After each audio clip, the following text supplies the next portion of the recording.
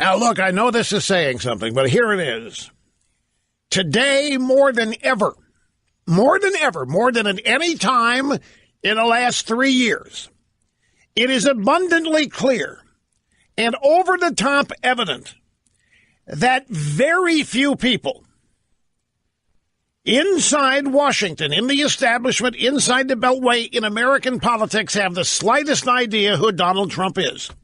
It has never been more obvious that they are incapable, even if they wanted to understand Donald Trump. I don't think it's possible. I don't think the kind of people we are talking about have the ability to understand someone so unlike them. They have been so cloistered together from the time they met to the time they went to university, to the time they came out of university and went into government, went into politics, whatever they went into. They went into lobbying, they went into K Street. There's one kind of way to behave. There's one kind of way to think. There is one worldview to have. And anything outside it is not even worth considering, except when anything outside it triumphs and dominates, then it's panic time. And now we start talking about, well, this president was insane. This president is, he's unfit. This president, it's dangerous. He shouldn't be around buttons that lead to weapons and bombs. This president, 25th Amendment. They haven't the slightest clue who he is. You know, I've always had a saying. The guy who thinks he's smarter than his wife has no idea how truly smart she is. Now, the feminists hate that quote. They despise it because they interpret it as a wife subordinating her intelligence to her husband's in order for the sake of the relationship and so forth. That's somewhat what it means, but it's not entirely what it means in this day and age. It's the same applicable thing here. These people are simply incapable of thinking anybody could possibly be as smart as they are. And if they're not smart in the way these people think they're smart, then, of course, we get what we're getting today. This is absurd, folks. Michael Wolff's book, everybody who knows Donald Trump thinks that he is unfit. 100% think Donald Trump is a moron and describe him as a child. 100% of the people around Trump say he's lost his mind. And this from an author who admits he's not sure everything in his book is true, and who admits that he said whatever he had to say to get his story, which he admits is not all true. I have long held, ladies and gentlemen, we need to redefine smart in this country because there are a lot of stupid people who do a lot of dangerous and dumb things, and they are considered the smartest people in the world. Example number one is Hillary Clinton. Example number two is Barack Hussein Obama. Let me give you a side-by-side A-B comparison to give you an idea what I mean. One president breaks laws to get billions of dollars flown illegally, pallets of cash into the hands of the people who run the largest state sponsor of terrorism in the world, Iran, and they export it, and this president does everything he can to get them hundreds of millions of dollars in cash. This same country to whom we gave this cash is committed to creating a nuclear arsenal delivered by ICBMs, all of which are known to be under development because this president enabled them to move forward on their research. The other president is working to stop all of this. The other president is working to unwind this insane deal and do what he can to prevent this state sponsor of terrorism from getting nuclear weapons. Now, who's a smart one and who's a dumb one? Is what Barack Hussein Obama did smart? No, it's stupid, it's dangerous, and it's idiotic. And the people around Obama should have been petrified when he was doing this. The only problem is they all think alike. They all act alike, and they all believe alike. They're so stupid and short-sighted, they think the United States of America is the problem. It's unfair that the United States has such an advantage. It's only fair that the Iranians get nuclear weapons. Nobody told us we couldn't have them. Who are we to say they can't? That's stupid. But the guy trying to prevent that from happening is now said to be insane and unfit for office. One president went out there and literally seized 1/6 of the U.S. economy and lied to the American people in doing it. He promised the American people that if we would just entrust our health care to him, somebody who doesn't know anything about it beyond being a theoretician in the academic lounge, somebody who's never run a hospital, who's never talked to anybody who's run a hospital, who's never had the slightest interest in running a hospital, took over 1/6 of the U.S. economy along with the rest of his party, lied to the American people to do it, claiming that if you like your doctor, you can keep your doctor. And if you like your insurance plan, you can keep that. None of that was true. The American people were lied to 21 times on this alone. 1/6 of the American economy seized by the federal government, and the whole thing, Obamacare, led to an implosion of the American healthcare system, which was by design, because this president wanted it to implode so the government could take over all of it. The other president is doing everything he can to unwind that and deregulate as much of the Obama healthcare takeover as he can. Who's the smart one? Who's the dumb one?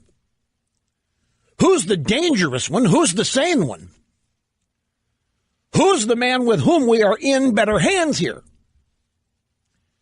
One president slow walks and handcuffs the military with stupid, dangerous rules of engagement, preventing our military from defending themselves or acting aggressively and firing on bad guys.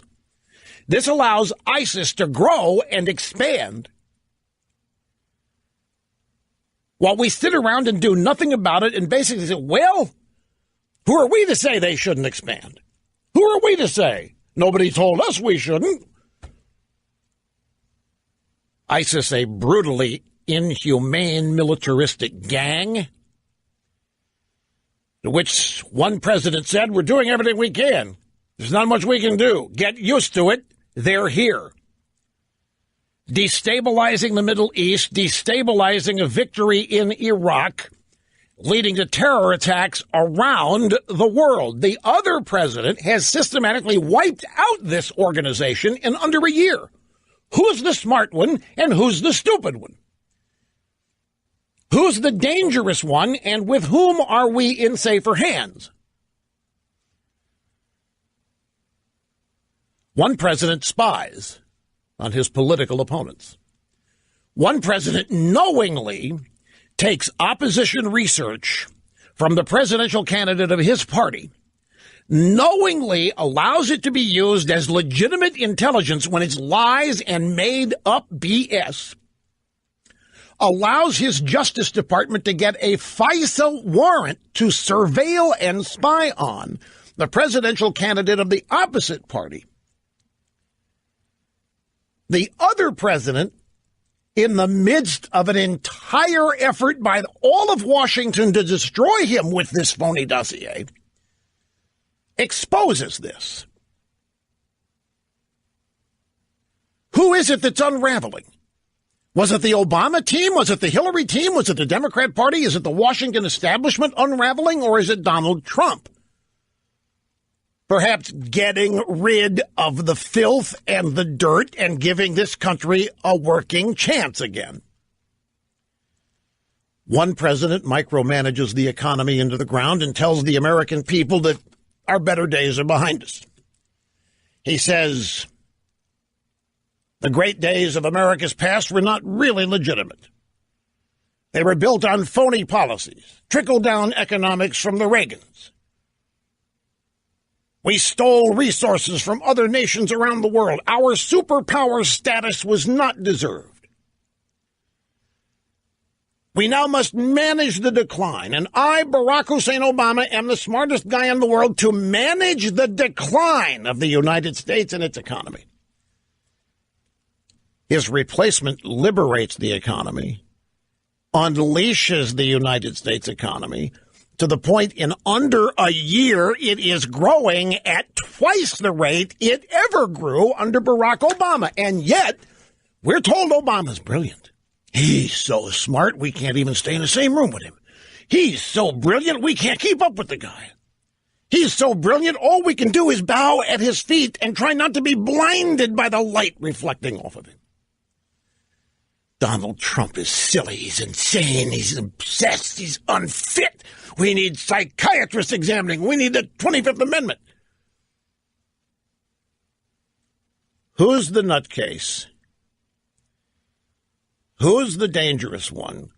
And who is, in under a year, unraveling all of the mistakes born of the either poor ideology or just blatant stupidity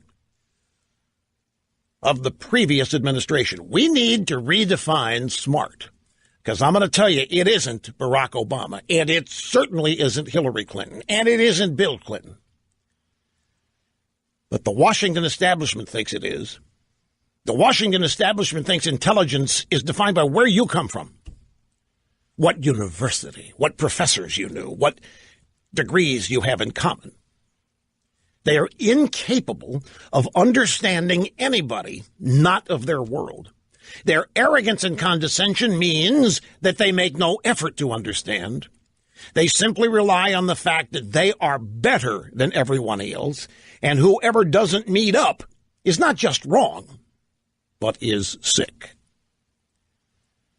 We have never had a more spoiled bunch of arrogant snobs claiming to know everything in such a fit of panic.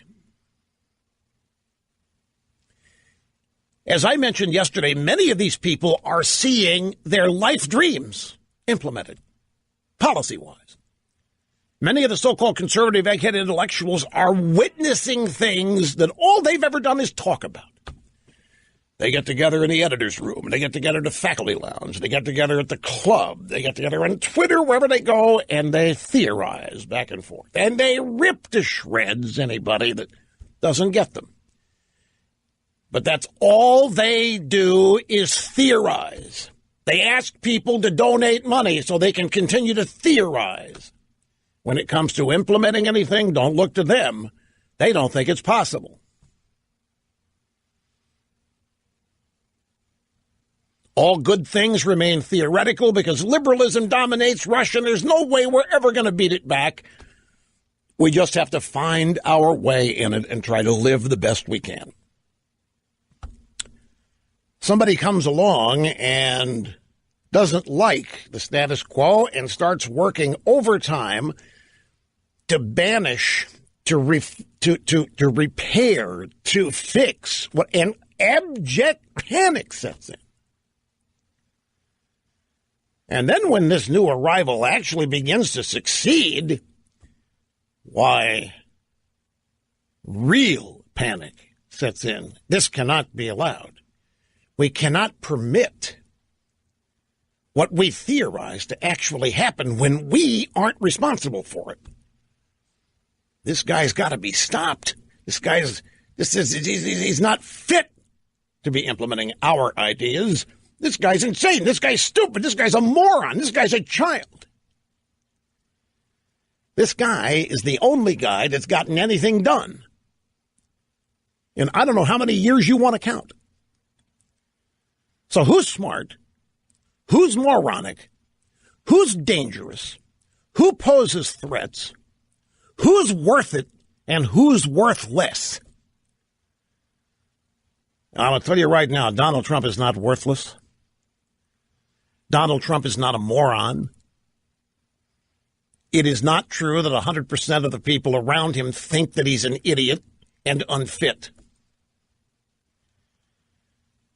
There may be some around him who do, but I maintain that it's all about the inability of people to understand people who are different from them. And I don't mean the way we generally talk about that. I'm not talking about racially or diversity ways or gender, sexual. I'm not talking about that kind of different. I'm talking about genuine differences in personality, worldview, outlook, confidence, you name it. There is no way they are ever going to understand Donald Trump, even if the person, whoever it is they revere the most, were to appear and explain it to them. They would reject it nevertheless because they're constitutionally incapable of accepting that this guy who has taken over their world can possibly know what he's doing. We are learning just how important to their identity, their version of sophistication is, their version of taste, their version of refinement. And we're learning that all of that matters more than policy implementation, more than good ideas, bad ideas, more than success, more than failure. We're learning that what other people think of them matters more than anything else. And what other people think of them better be sophisticated, wise, learned, educated, intellectual. And if it isn't any of that, then those people consider themselves either failures or have work to do. Meanwhile, they're going to continue to try to project their worldview and their personalities and their human characteristics onto a man they can't hope to understand, who isn't a thing like them to begin with and never will be. And so they got to get rid of him. They've got to use everything in their power to throw this guy out. It doesn't matter what. His very existence, the hell with what he's doing, his very existence poses the greatest threat to them that they have ever felt. Donald Trump's a greater threat than any foreign enemy. Donald Trump's a greater threat than any missile that Kim Jong-un might launch with his tiny little button there that he probably got at Staples.